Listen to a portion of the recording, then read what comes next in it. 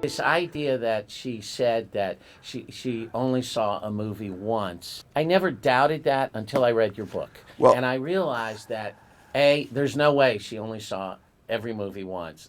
I feel that way. But B, I think that in this new age, that is exactly the wrong way to approach cinema yeah, because the more we see these films, the more the they more we mean. The understand them. more they mean. And she did as much as anyone to persuade the public that there are films so good, so rich, you need to go back and see them again. But I sat next to her at a press screening, Uh-huh. and she came in late, and I was only aware of her at first because there was a hissing noise next to me, and I thought, what is this? And I turned. She was tiny, crouched over her notebook, and she was writing the whole time through the film. And I studied her, and she looked up at the screen. She looked down at her book. She didn't even see the whole film. Now, That's my point. her Well, involvement with that's it important. was Yeah, intense. yeah, and it's great to read and feel that Oh, and you experience. feel it in her And writing. writing is so good. Her commitment to the texture of the screen was unrivaled, I think.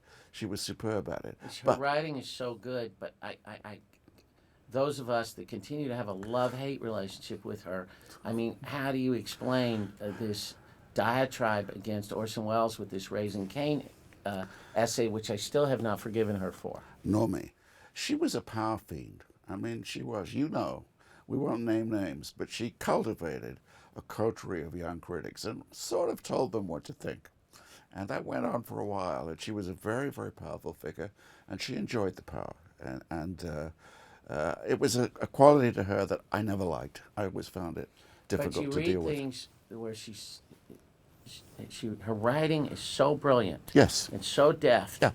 and then you read something like Raising Cain, and it feels like a shallow attack to me. It's hard for me to believe it came from her. It's almost as if, I don't know if this is true, but it's almost as if she thought, what can I do that'll really be controversial and make my name?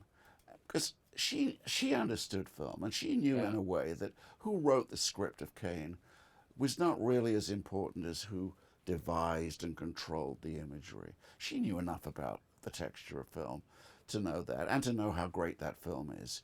And I think it hurt Wells a lot, and it hurt a lot of people close to him, and that was a tragedy. But I think she was wrong about the film. Do you But think she genuinely felt that?